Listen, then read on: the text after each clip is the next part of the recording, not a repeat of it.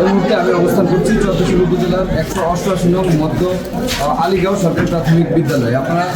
আপনাদের একটু জানিয়ে রাখি, সম্প্রতি এক সহকারী শিক্ষিকা এই প্রতিষ্ঠানের সহকারী শিক্ষক সাইফুল ইসলাম শাহিনের বিরুদ্ধে জেলা শিক্ষা অফিসে অভিযোগ দায়ের করেন। নানা অনিয়মের সেই অভিযোগের ভিত্তিতে উপজেলা শিক্ষা অফিসের যে তদন্ত, সেই তদন্ত কিন্তু আজ চলমান হচ্ছে। সেই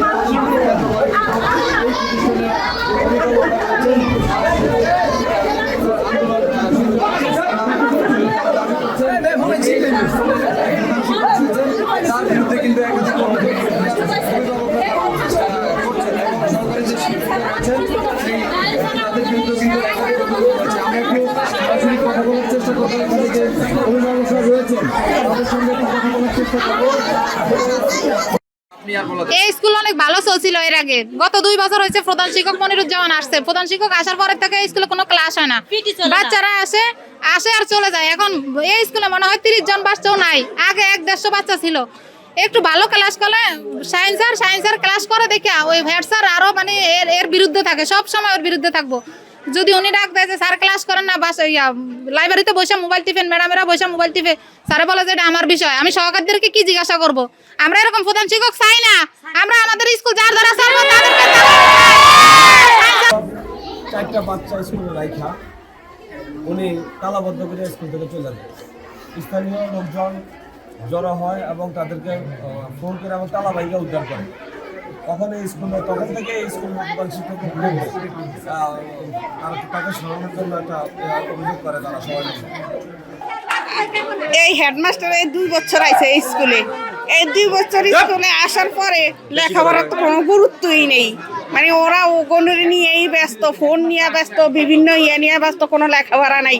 সায়েন্সের এটা নিয়ে বাধা দিলে তারা আবার সঠিক লোক, সঠিক কথা বলে, এইটা হেডমাস্টারের ভালো লাগে না। এজন্যই হেডমাস্টার ওরা পছন্দ করে না বা ওরা নিয়ে বিভিন্ন ঝামেলা করে। আমার ঘরে পড়ায় না, কেন পড়ায় না? কয় যে ক্লাস মানে স্কুল খুলবো 9:30টায়, হ্যাঁ স্কুল খুলে 10টার দিকে, তখন যা ফলাফান বাড়ির দিকে চলে যায়। তো আমরা যখন জিজ্ঞাসা করি কি আর তোমরা বাড়ির দিকে পড়ছো, কয় আমার ঘরে পড়ায় না, ক্লাস করে না। ম্যাডামে ফোনে কথা বলে সারাদিন, ওই হেডমাস্টার স্যার মানে বয়া থাকে, ক্লাসে ঘুমায়। তারপরে সায়েন্স স্যার আমার ঘরে ক্লাসের দায়িত্ব যেটা সেটা করে, আর কোনো ক্লাস আমাকে হয় না। তখন ফলাফানের আমরা যদি বিকালে ধরেন পড়ার লেগে রাখি দেয়, তাহলে ফলাফানে আমাকে এগুলা বলে।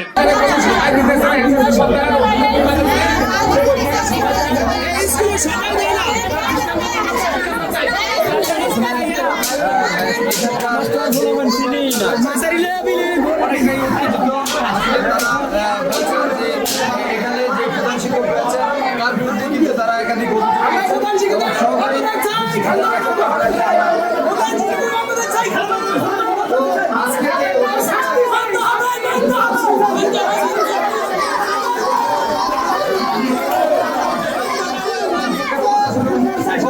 দাবি করছেন এখানকার যে অভিভাবকরা রয়েছেন তারা। এই ছিল আমার কাছে আলীগাঁও সরকারি প্রাথমিক বিদ্যালয় থেকে প্রতিষ্ঠান থেকে অনিয়মের সবশেষ খবর।